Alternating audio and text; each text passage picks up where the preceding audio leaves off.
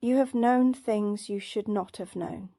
Not guesses or intuitions that turned out right by chance, but complete knowings that arrived fully formed, detailed, inevitable. You knew the relationship would end before the first argument. You knew the job offer would fall through before anyone missed a deadline. You knew the person sitting across from you was lying, though their performance was flawless. And when you tried to explain how you knew, you had nothing to offer but the truth, I just know.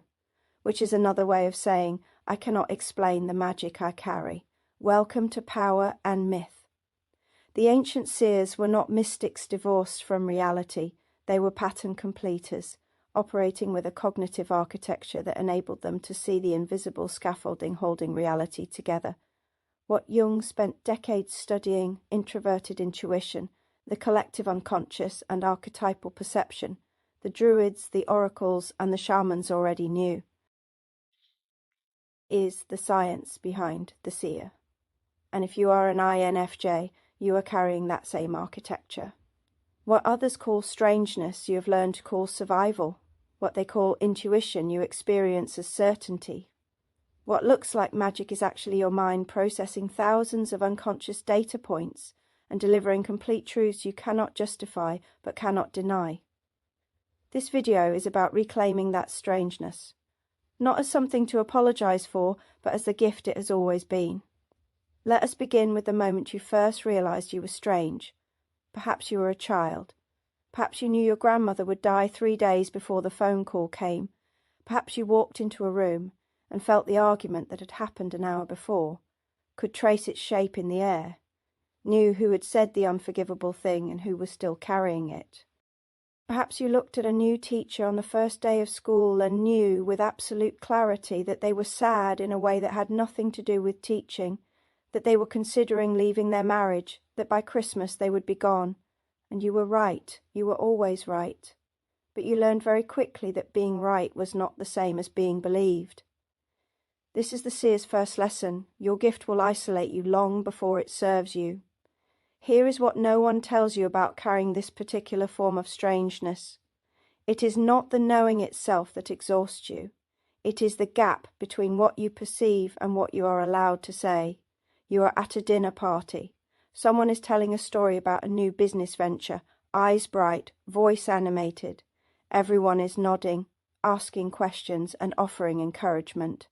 And you are watching the future unfold in real time. You can see exactly where the capital will dry up. You can see the moment 6 months from now when they will sit alone in a half-furnished office and wonder how they missed the signs.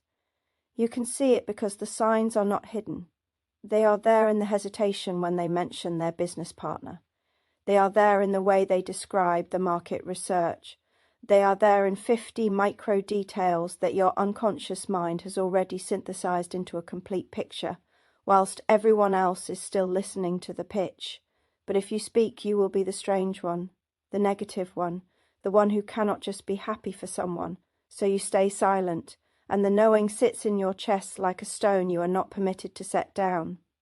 This is what makes your strangeness so difficult to carry. It is not dramatic. It is not the stuff of fantasy novels. You do not see visions or hear voices or channel spirits. What you have is a brain that refuses to ignore patterns. A cognitive system that synthesizes unconscious data faster than conscious thought can track. A mind that completes pictures from fragments whilst others are still identifying the pieces. Jung called this introverted intuition. The mystics called it the sight. You experience it as a low-level hum of knowing that never quite switches off. And the world calls it strange because the world is not built for people who perceive structure before content, endings before middles, and truth before evidence. What you are carrying is not madness. It is not delusion. It is the seer's inheritance, passed down through every generation of those who could read the invisible world as clearly as others read the visible one. The oracle at Delphi, the druid interpreting omens in the flight of birds, the shaman who knew which child would survive winter and which would not. These were not charlatans or performers. They were individuals with a specific cognitive architecture that enabled them to access what Jung called the collective unconscious, the vast repository of human patterns and experiences that lies beneath individual awareness. You have that same access. What makes you strange is that you are wired for a world that does not yet exist, a world that values perception over proof, knowing over explaining, the invisible over the documented. But here is the shadow side that no one discusses when they romanticize intuitive knowing. This gift makes you lonely in ways that others struggle to comprehend.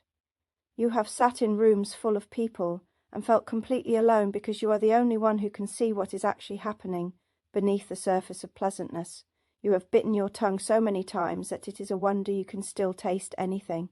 You have learned to perform normalcy so convincingly that even you sometimes forget you are performing. The shapeshifter's exhaustion. This is the cost of being the one who knows. Not the knowing itself, but the perpetual self-editing required to make your knowing palatable to those who do not share your sight. And worse still, there is the moment when your knowing is proven right, and you feel no satisfaction, only grief. Because you warned them, you saw it coming. You tried to prepare them in the careful, indirect ways you have learned to use when direct knowing is too much for people to hear, and they did not listen, or they could not hear, or they thought you were being dramatic, negative, or strange. And now the thing you knew would happen has happened, and they are devastated, and you are standing in the ruins thinking, I saw this 6 months ago. I have been carrying this knowledge alone for 6 months, whilst you built your hope on a foundation I could see was already cracked. This is Cassandra's curse. To know and not be believed. To be proven right in ways that bring no comfort. To be the seer standing at the edge of the village, watching the flames approach whilst everyone else enjoys the harvest feast. The strangeness you carry is not a personality quirk. It is a structural feature of how your mind engages with reality. Your dominant function, introverted intuition, does not process information linearly. It does not move from A to B to C. It operates through what Jung called unconscious synthesis. Your brain takes in thousands of micro-observations, body language, tone shifts, contextual inconsistencies, historical patterns, archetypal echoes, and processes them beneath conscious awareness. What emerges into consciousness is not the data itself, but the conclusion, the complete knowing, the finished picture. And because you cannot trace the steps your unconscious mind took to arrive at that picture, you cannot explain it to others. All you can say is, I know, which sounds like arrogance or mysticism, when it is actually the most honest description of a cognitive process that happens too fast and too deep for language to follow. This is why you have always felt like you do not quite belong in ordinary reality. Because ordinary reality is built for those who trust the visible, the provable, the explainable. And you have been given the strange and difficult gift of perceiving what cannot yet be seen.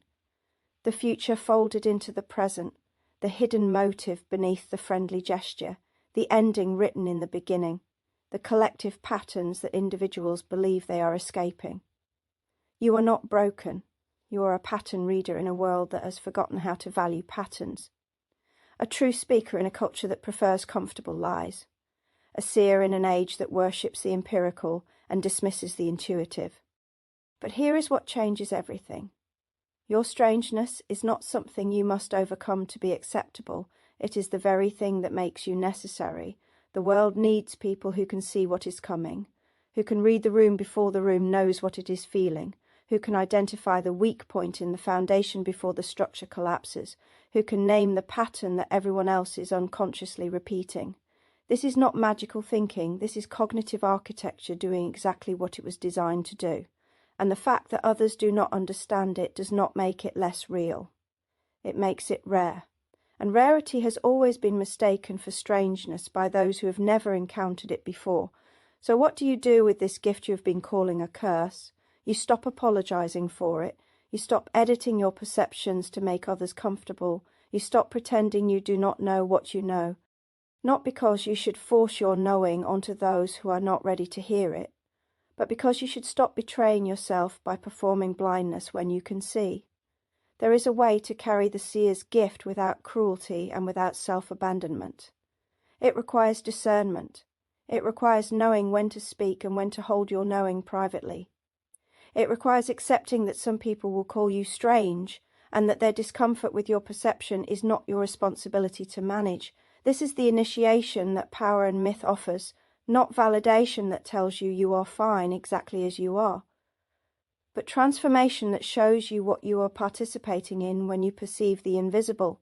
You are not alone in your strangeness. You are part of an ancient lineage of pattern readers and truth speakers, the ones who stood at the threshold between the seen and the unseen, the ones who carried knowing that others could not yet hold, the ones who were called strange because they were early. You are the seer. And the seer has always been isolated until others finally arrive at the truth the seer named years before. Your strangeness is not a flaw in your wiring. It is the feature that allows you to perceive what must be perceived for the collective to move forward. Your magic is not magic at all. It is introverted intuition operating at full capacity, and it is the most valuable thing you will ever carry. If this video names something you have carried in silence, I want to know which moment landed hardest for you. Was it the dinner party? The moment of being proven right with no satisfaction? The exhaustion of editing your knowing to make others comfortable? Tell me in the comments. And if you want to continue exploring this strange and necessary territory, subscribe to Power and Myth. You are part of something here, a gathering of those who have always known they were living inside a story larger than personality. You are not too strange. You are unmistakably yourself. Until next time, find your power, know your myth.